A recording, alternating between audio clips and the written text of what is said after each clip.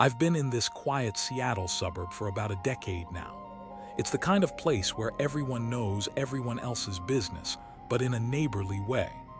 Kids ride scooters in the street, people walk their dogs after dinner, and most of the houses are small, old, and lovingly maintained. I'm Alex. I write code for a tech company downtown. The job's fine, pays the mortgage on my little two-bedroom on Elm Street and keeps the lights on. The house itself isn't anything special, just a decent place to sleep after staring at monitors all day. The place next door, though, has always been different. When I moved in back in 2015, that house was already empty. An elderly couple had lived there before me, but they'd both died and nobody ever moved in afterward. No for sale sign, no contractors, nothing. It just sat. Over the years it decayed in place. Weeds swallowed the yard, paint flaked from the siding, dust filmed the windows until they looked opaque. Neighborhood kids called it the haunted house, but more because it looked the part than anything else. No one had ever seen anything really strange over there. It was just abandoned. Sometimes I'd mow the strip of their lawn that edged mine so it didn't start creeping onto my side, but that was the extent of my involvement. The weirdness began my first Halloween. On October 31st that year, I pulled into my driveway after work and stopped cold. The dead house next door was suddenly dressed to the nines. Pumpkins lined the porch steps. Fake cobwebs draped the trees. Orange lights traced the roof line. A big inflatable ghost bobbed in the wind. It looked like somebody had spent the whole afternoon decorating. I figured the city, or maybe some neighborhood committee, had decided to fix up the eyesore for the holiday. But later, handing out candy from my porch, I asked around. Karen, my neighbor across the street, frowned. "No one touches that place," she said. "It's been empty forever." A few kids, lured by the decorations, ventured up to the abandoned house and knocked. Nobody answered. From my porch, I watched them shrug and move on. Around midnight, after the candy bowl was empty, I heard sounds from next door. Floorboards creaking, what might have been footsteps inside the supposedly empty house. I told myself it was just the wind or raccoons that had gotten in through a broken vent. The next morning, November 1st, every last decoration was gone. No pumpkins, no lights, no inflatable ghost. The porch was bare. The house looked as derelict as ever. Odd, I thought, but work was busy and the days rolled on. I forgot about it. The following Halloween, it happened again, only bigger. I came home to see plastic skeletons dangling from the porch, a fog machine churning low smoke over the dead lawn. I walked over, knocked on the door, and waited. No answer. I knocked harder. "Hello? Anybody home?" Silence. The curtains were drawn. Peering through the gaps, I couldn't see a thing, just darkness. That night, the noises were worse. Banging, scraping, the heavy thud of something being dragged or moved around inside. Lying in bed, staring at the ceiling, I wondered if squatters had taken up residence. But by morning, once again, all the decorations were gone. The house was locked, dark, and empty. This pattern repeated every year. On October 31st, the house came alive with elaborate Halloween decor. By dawn on November 1st, it reverted to its abandoned state. For a while, curiosity was just an itch. Then it turned into an obsession. One year, I set a cheap security camera in my front window, angled at their front yard. I checked it the next morning, eager to finally see who had been slipping in and out. The footage for that night was nothing but static and glitching snow. The camera was still there, the SD card still in it, but every clip from that evening was corrupted. No one coming, no one going. My girlfriend at the time, Sarah, watched me pacing through theories. "You're overthinking this," she said. "It's probably some bored teenager with a key. Let it go." We eventually broke up for reasons that had nothing to do with the house, but she wasn't wrong. I was letting it crawl under my skin. By 2022, I'd had enough of the mystery. I dug through county property records online. The house was listed under a Robert Thompson, who died in 2010. No heirs on file. The property was essentially in limbo. I phoned the city and asked about seasonal decoration programs, or if they'd ever sent anyone out. That old place, the woman on the line laughed. No way, we don't touch private property. Which brought me back to square one. Someone was going to a lot of trouble for one night of decorations on a house technically owned by a dead man. Last year, 2024, it escalated. Halloween arrived and the display was more elaborate than ever. Giant fake spiders clung to the roof. Foam tombstones studded the yard, some with RIP scratched into them, others with unreadable names. Webbing everywhere. The whole thing looked like a haunted house out of a movie. I decided I was done with passive watching. After dinner, I sat on my porch with a drink and stared at the house. Kids ran up and down the street in costumes. The air smelled like wet leaves and cheap candy. Around 8 p.m., my eyes drifted to the second-floor window that faced my house. A silhouette stood there. A man's shape, motionless just inside the glass, looking straight toward my porch. He didn't wave or move. He just stood and watched. Goosebumps ran down my arms. I grabbed my phone, zoomed in, tried to snap a photo. By the time the screen focused, the figure was gone. I barely slept that night. The familiar noises came again, muffled footsteps, an occasional thump. I kept telling myself I was wound too tight, hearing things that weren't there. Morning came. Decorations gone, house empty. A few days later, on November 3rd, I was outside raking leaves when I heard a whistle. I looked over and froze. A man stood in the abandoned house's yard, bending to pick up a fallen branch. Middle-aged, maybe mid-50s, in a flannel shirt and jeans. Ordinary looking, the sort of guy you'd see at Home Depot comparing lumber. "Hey," I called, walking toward the shared fence. "You live there?" He turned with a wide, toothy grin. "Nah, just checking on it," he said. "Name's Mike, you must be the neighbor." "Alex," I said. "Been here a while. That place has been empty as long as I've known it. What's up with the Halloween stuff?" His smile stretched a fraction too wide. That tradition. Gotta keep the spirit alive." He gave a little laugh that sounded rehearsed. He launched into small talk, whether the Seahawks, how expensive gas was getting, asking if I had kids, what I did for work. Overly chatty, like we were already old friends. I answered politely, but my skin prickled. Finally, I cut in. "Seriously," I said, "who decorates it? I've seen it every Halloween, but nobody else seems to know anything." His face shifted. The grin vanished. His eyes narrowed and he looked toward the house. "It was my dad's place," he said slowly. "Robert Thompson. He was crazy about Halloween. Went all out every year. Pumpkins from the farm down the road, full displays. Loved it." The name clicked with what I'd found online. "What happened to him?" I asked. Mike rubbed the back of his neck and sighed. "Mom died first," he said. "Dad stayed here alone after that. I visited when I could. I live in Tacoma now. Then one Halloween, 2014, it got weird. He called me late that night. Said he was on his way back from picking up one last pumpkin from the patch down the road and someone was following him." Mike's voice dropped in pitch, imitating his father. "Mike, please come quickly," he said. "I think they're after me." He sounded really scared. A knot formed in my stomach. "What did you do?" I drove up right away. "Took me about an hour." His gaze drifted to the porch. "When I got here, the front door was hanging open. Lights on. No dad. Chairs knocked over, papers everywhere like there'd been a fight. I called the cops. They searched the house, the yard, the street. Nothing. No body. No signs he left on foot. No car missing, just gone." He shook his head. "They figured he wandered off, maybe dementia, but Dad was sharp. No history of that." "That's awful," I said. He cut in quietly. "Every Halloween I come back and decorate, just like he did. I guess I keep hoping he'll see it somehow, recognize it, and come home. Sounds stupid, I know, but..." He shrugged, eyes a little glassy. "It's all I've got." I didn't press him further. We chatted about nothing for a few more minutes.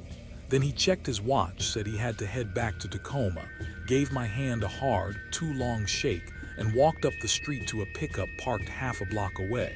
I watched him drive off, feeling sad for him and strangely relieved. The decorations, the noises, even the silhouette in the window. They all suddenly had a tragic human explanation. He could have been moving furniture around at night, checking upstairs, reminiscing. It made sense, sort of. That night, though, unease crept back in. The house next door stayed dark, but I lay awake, convinced I heard faint creaks from that direction, or maybe from inside my own walls. I told myself I was jumpy. The next days slipped into routine. Work, gym, Netflix. I told a couple of friends the whole story over drinks. They shivered, called it creepy and sad in equal measure.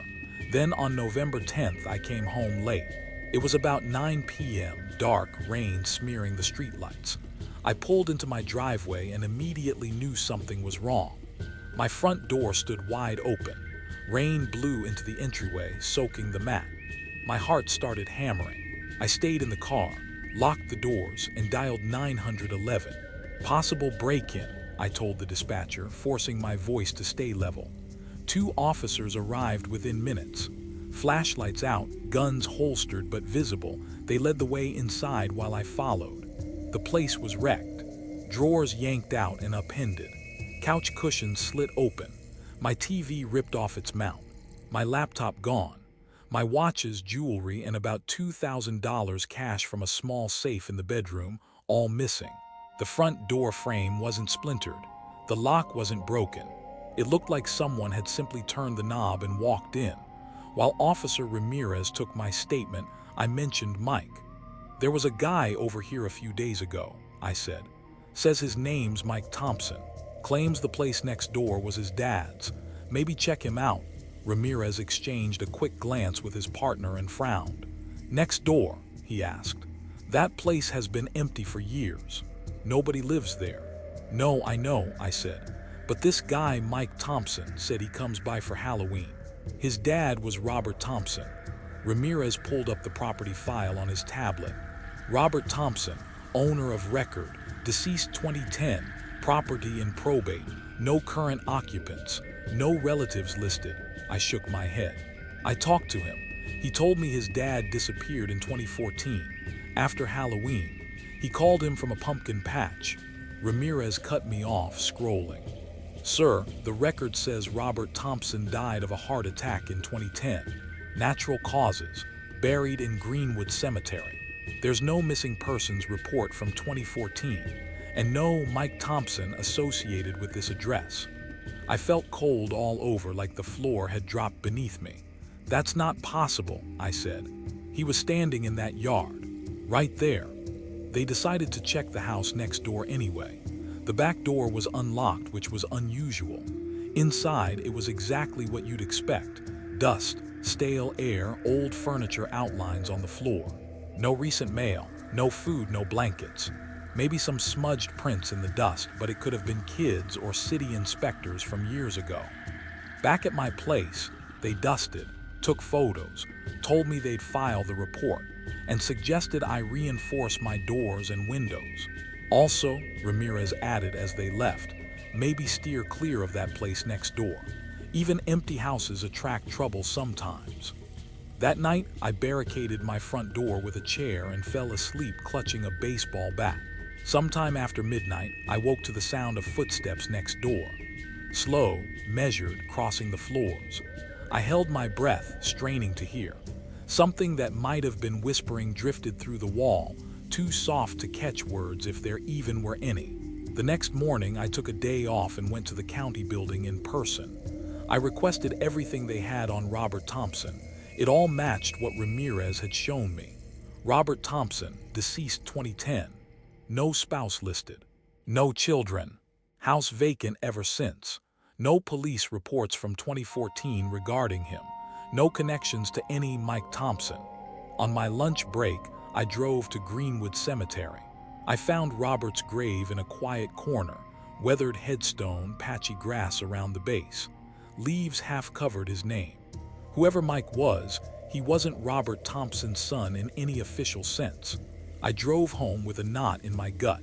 Had Mike used the conversation about his father to case my place? Had he been the silhouette in the window? The one who smiled too widely, asked if I had kids, shook my hand just a little too hard? If so, why spin such an elaborate lie down to a date? Halloween 2014, and a pumpkin patch.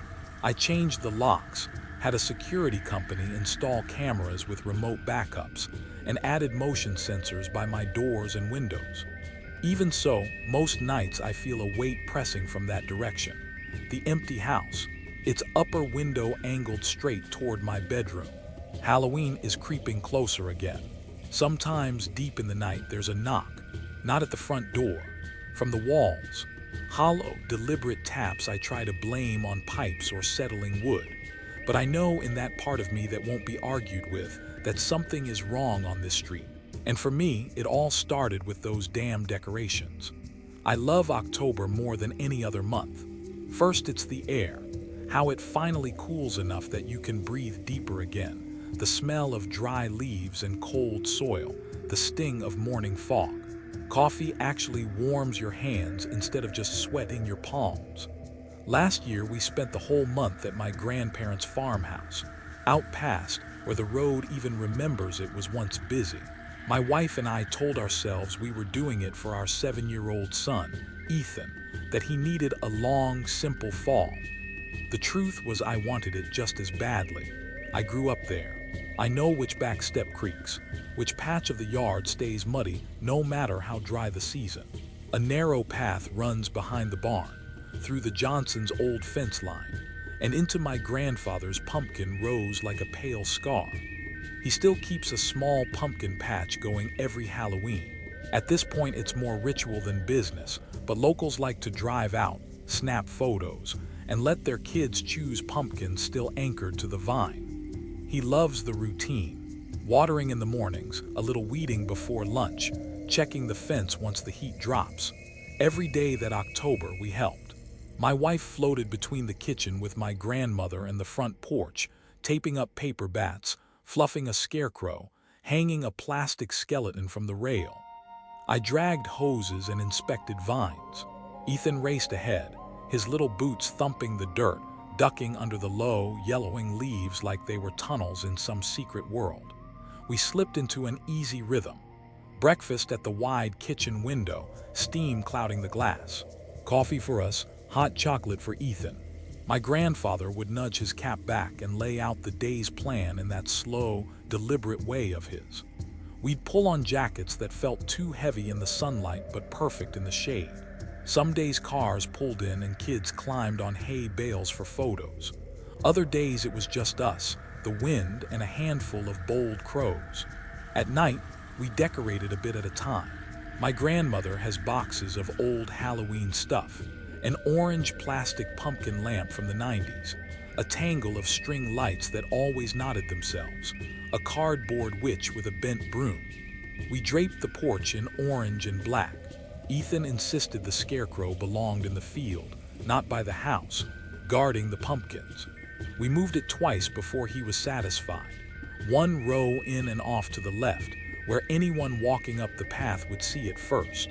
That second week, small things started to bother me.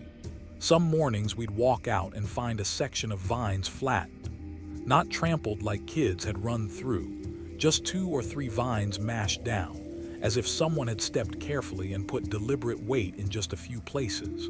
No hoof prints, no tread marks, just smooth, deep scuffs like flat-soled shoes carrying something heavy. Then there was the scarecrow. Twice coming out early, I'd swear its floppy hat sat differently, pulled down lower, cocked slightly over where an eye would have been if we'd bothered to draw a face on the burlap head. Each time, I'd tell myself wind was wind and hat slipped. Still, when my hand brushed the soft, empty burlap, something in me tightened. Sunday brought a small rush. A church group from town stopped by after service. The day was cold but bright, the kind of weather that makes breath hang in the air like smoke. Kids posed on hay bales. I cut pumpkins and carried them to the scale by the barn. Grandpa moved slower than usual, pressing a hand to his chest like his jacket pinched. "Sit a spell," I told him. "I just need some water," he said, smiling faintly. We sat. He told Ethan a story about a raccoon that used the barn roof as its private highway. Ethan laughed so hard he snorted. It felt like the kind of day you save in a drawer. The next morning, the fog hung on thick and stubborn. From the back steps, the field looked like it was floating. Pumpkins became little orange boats on a gray sea. I woke up before everyone else, made coffee, and stood on the step wrapped in an old sweater. It was that dense, held kind of quiet, not empty, just waiting. Somewhere far off, a truck rumbled. A single crow called once. When the fog thinned, I walked the rows. That's when I saw the footprints. They cut in from the far fence, passed through 2 rows, and stopped near the scarecrow. Flat at the sides, deep at the heels. Not boots, not animal.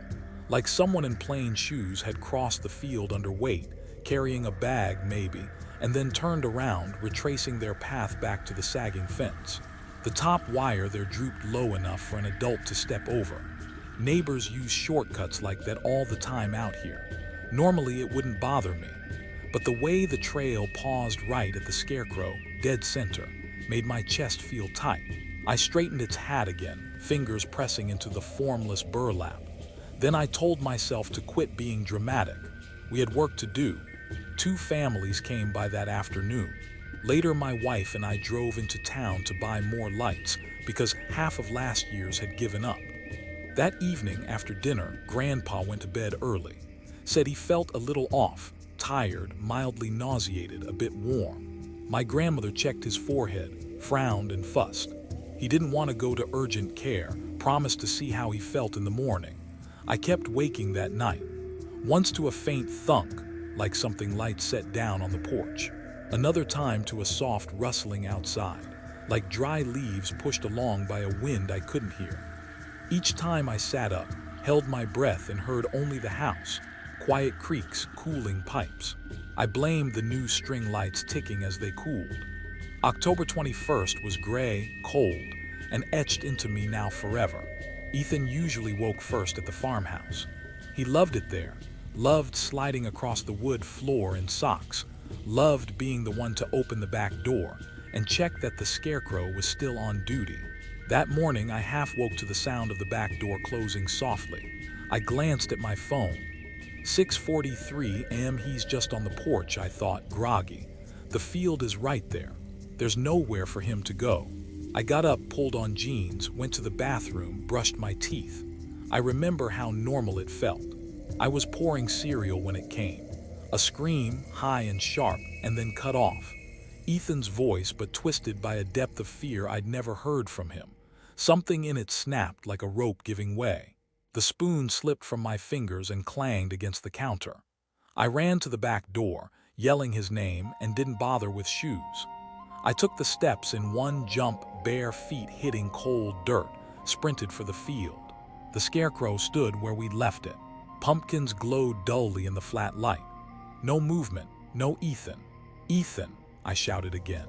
My voice felt wrong in the open air, like it was getting swallowed. I tore through the first row, then the second, eyes scanning for any crouched child-sized shape. Nothing. In the third row, near the side path that slants toward the old fence, something blue lay in the dirt. A small sneaker on its side, laces trailing.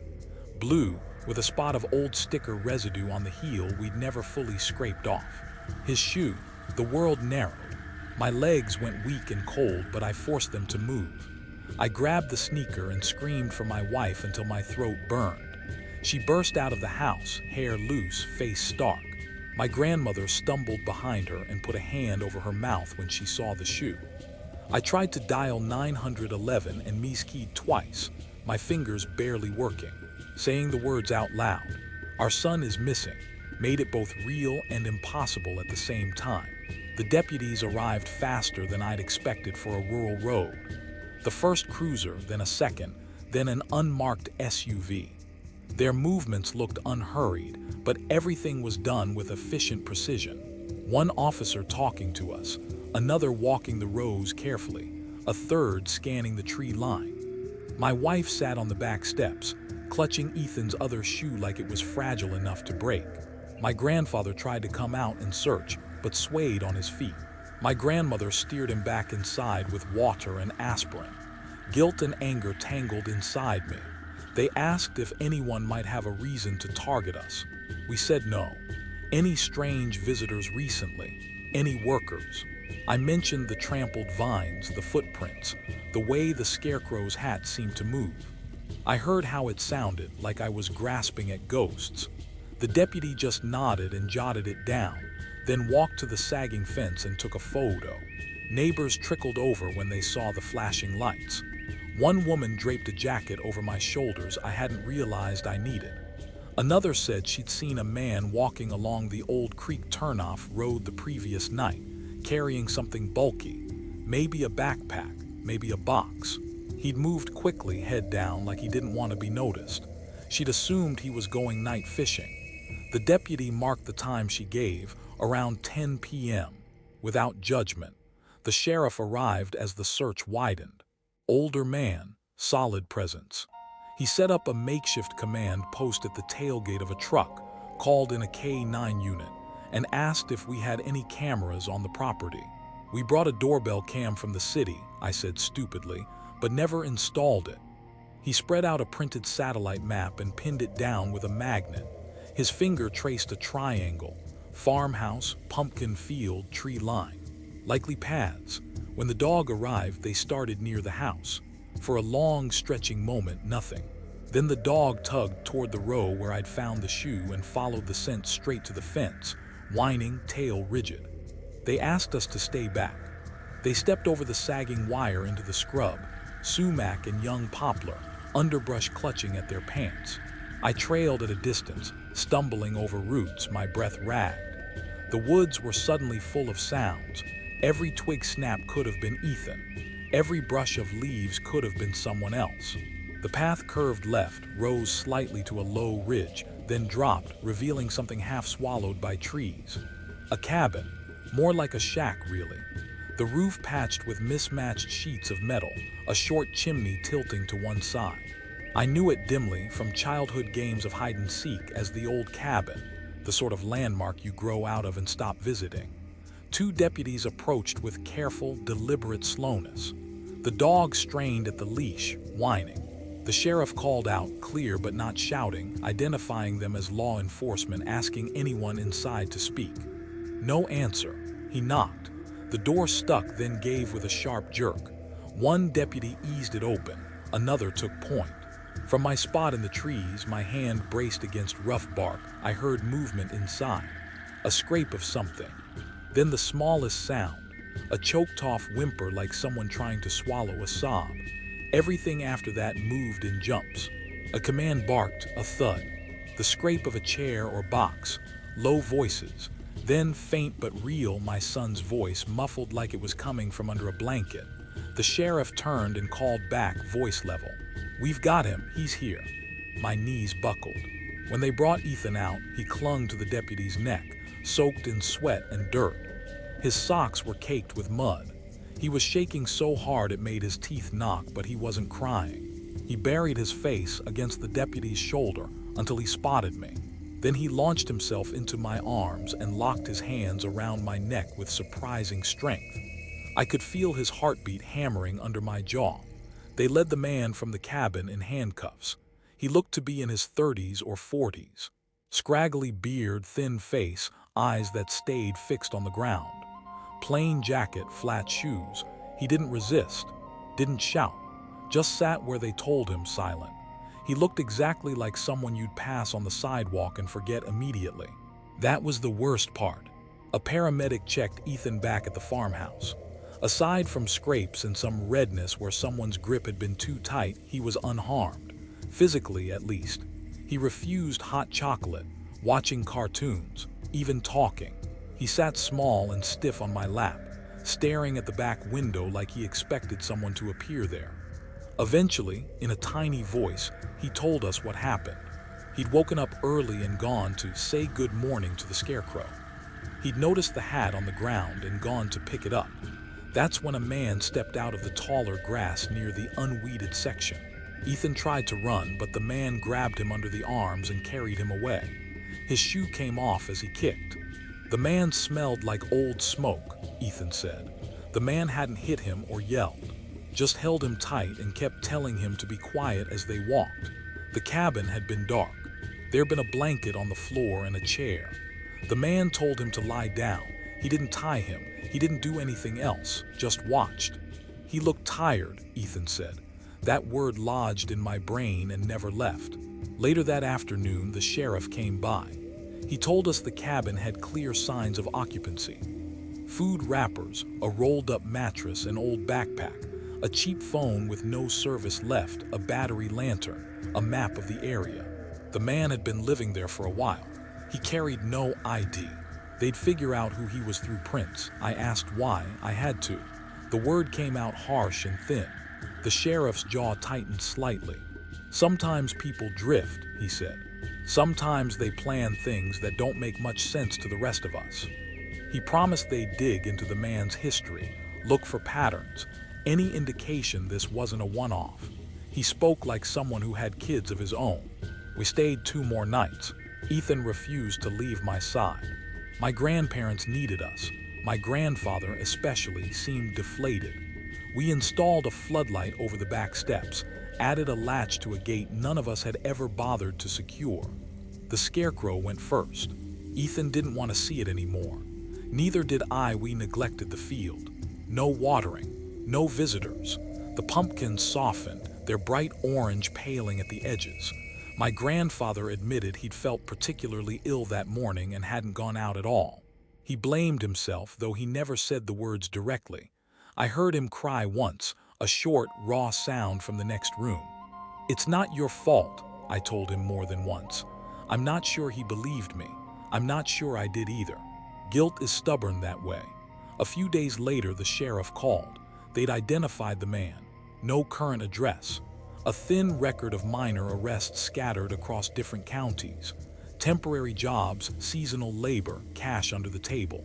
He'd recently been spotted along back roads and behind the old gas station dumpster, picking through trash, sleeping rough. No notebooks, no trophies, no written plans.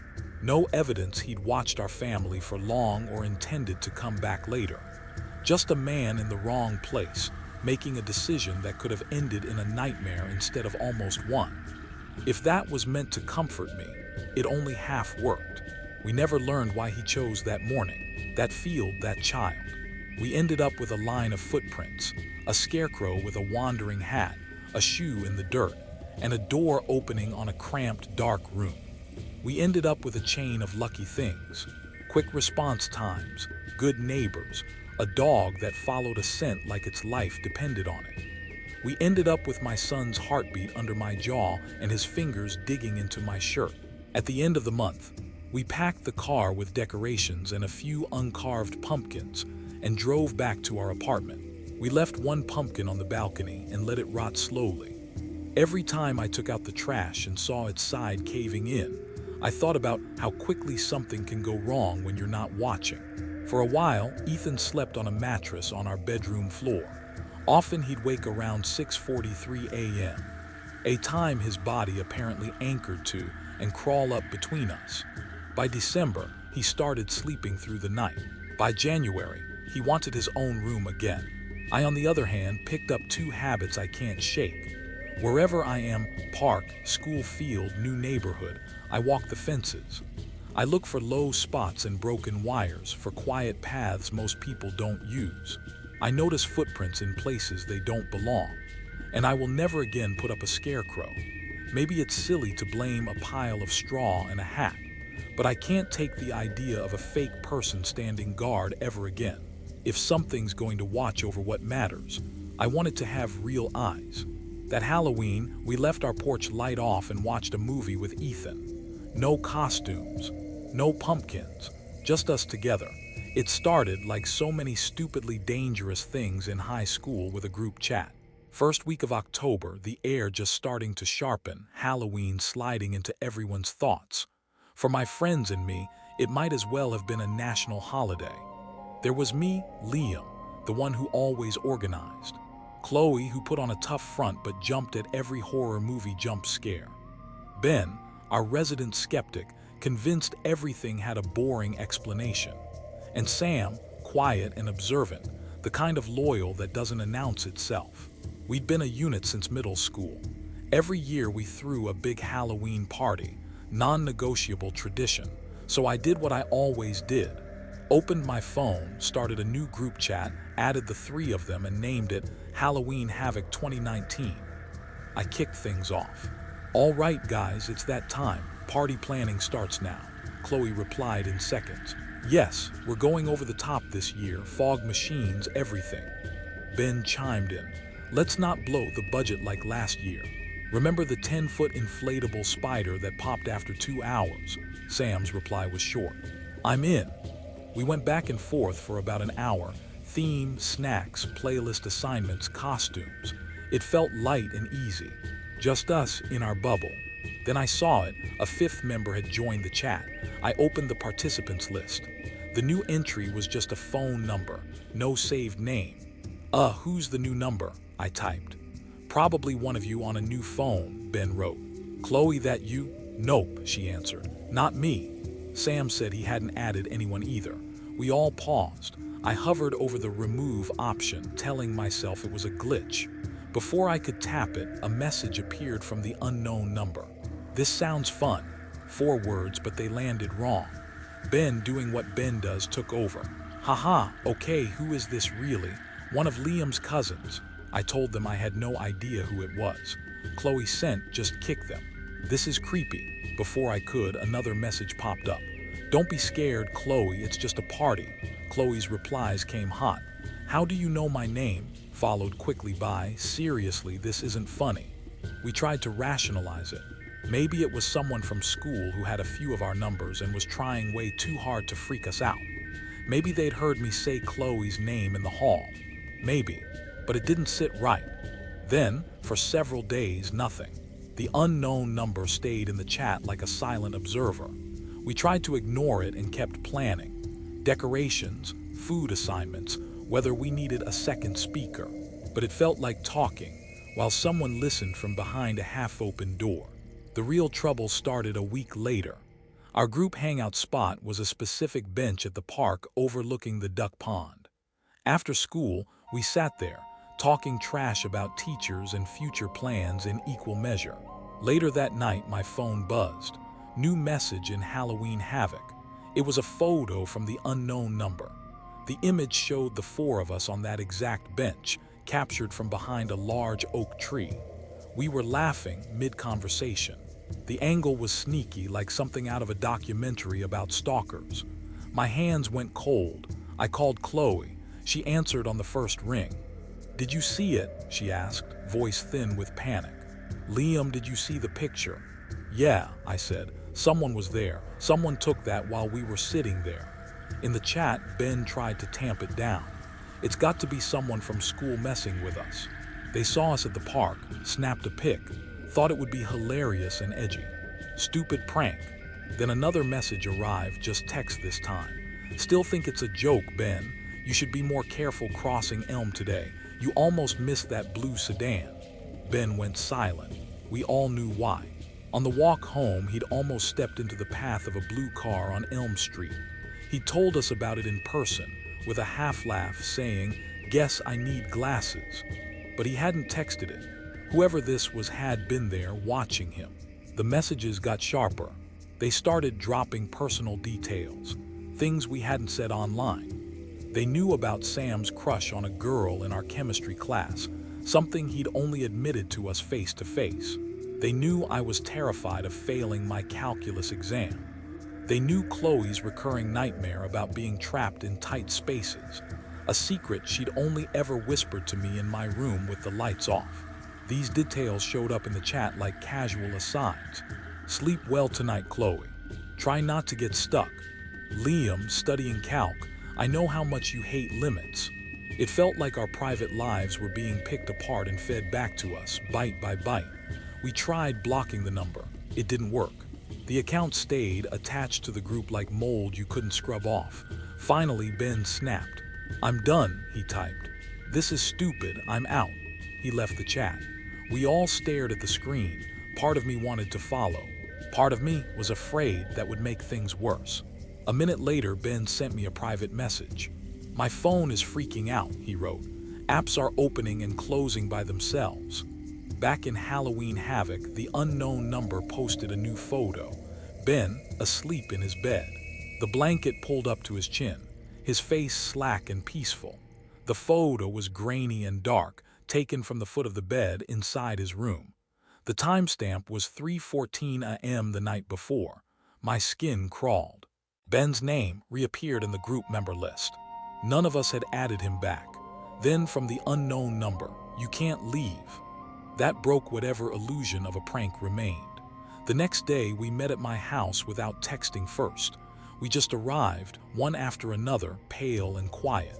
We sat in the living room, phones face down on the coffee table. "We have to go to the police," Chloe said. Her voice shook. "And tell them what?" Ben shot back. "That's someone sending us messed up texts. They'll tell us to block the number and stay off our phones. They're not going to launch an investigation over a creepy group chat unless someone gets hurt." He wasn't wrong. We had screenshots and a sense of dread. No clear crime. Sam, who'd barely spoken, looked up. "We can try to trace the number," he said. "Reverse lookup. Websites do that." It was something, at least. We opened my laptop and typed the number into a lookup site, paid the fee, watched the loading bar crawl along. A name and an address finally popped up. Neither meant anything to us. It was the note at the bottom that got us. This number was reported as associated with a stolen device on May 17, 2017. Stolen. 3.5 years ago, from our town. Whoever was texting us wasn't the phone's original owner. They were using a dead-end number, a ghosted device. For the next week, the chat went quiet. That silence was its own kind of torture. Every notification from any app made my heart jump. At night, I'd lie in bed replaying every weird moment from the past month, wondering if we'd ever seen this person's face and just not known it. The party was 2 days away. We had to decide. "We should cancel," Chloe said one afternoon. She had dark circles under her eyes. I surprised myself. "If we cancel, they win," I said. "We're letting this person dictate our lives. It's my house. We'll control who comes in. Only people we know and trust get an invite. No randoms. No masks until you're inside." Ben and Sam agreed. It felt like we were drawing a line, even if it was thin. We spent the next day sending invites with strict instructions. "Private event, RSVP required, show your invite at the door." Halloween night came. My house was decked out. Cobwebs, fake gravestones, orange lights, the works. Music pulsed, people showed up. And for a while it was just a normal party. We checked our phones now and then, but Halloween havoc stayed quiet. Midnight crept closer. The crowd thinned. It was mostly just us and a few close friends left, drifting between cleaning up cups and lounging in the living room talking. Then the doorbell rang. Everyone froze. "No one else is coming, right?" Chloe asked. "No," I said. "Everyone who said they were coming is already here." I walked to the door and looked through the peephole. A man stood on the porch.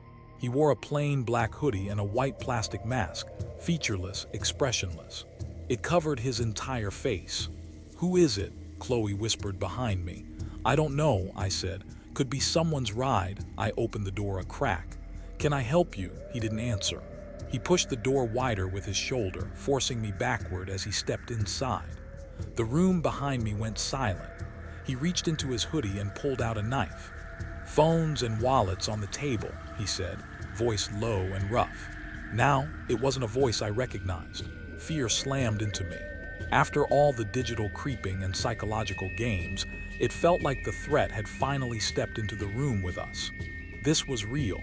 This could end with someone bleeding on my floor. Then, something shifted at the edge of my vision. Sam. He didn't look scared. He looked locked in, focused in a way I'd never seen.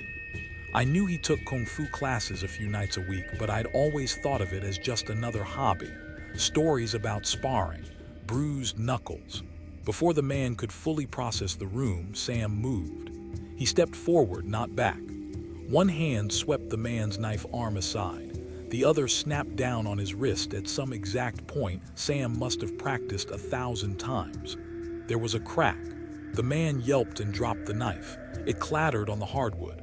Sam followed instantly, sweeping his leg and kicking the side of the guy's knee. The man buckled and went down hard. "Ben," Sam barked. Ben lunged, helping pin the man's arms behind his back. Someone kicked the knife across the room. "Liam, call the police," Sam shouted. My hands shook as I dialed 911, told them there was a man with a knife in my house, that my friends had him restrained. The cops arrived fast. They cuffed him and pulled off the mask. He was a stranger. None of us recognized his face. Just a local lowlife, it turned out. He'd been watching the neighborhood for parties and assumed a house full of distracted teenagers would be easy pickings, a quick hit-and-run robbery. They emptied his pockets. Wallet, keys, a cheap cracked smartphone. Not the stolen number we traced, not the ghost phone. They took him away. We gave our statements. The officers praised Sam for keeping his head. My parents came storming back from their dinner, half panicked. Eventually, people went home. The house quieted. Our phones stayed silent. We never heard from the unknown number again. The Halloween Havoc 2019 chat still sits on my phone. I haven't deleted it. It's like a tombstone, full of screenshots, messages, and that one picture of us on the bench. We never found out who was behind it. Maybe it was some twisted stranger who got off on scaring teenagers and moved on when the fun dried up. Maybe they'd planned to show up at the party and chickened out when they saw police cars on the street. Or maybe the knife-wielding guy at my door was the most terrifying coincidence I'll ever experience. The man who tried to rob us is in jail, but the person who slipped into our lives, who watched from the edges and whispered our secrets back to us, is still out there. And that kind of horror, someone you can't see, can't hit, can't hand over to the cops, is the kind that sticks.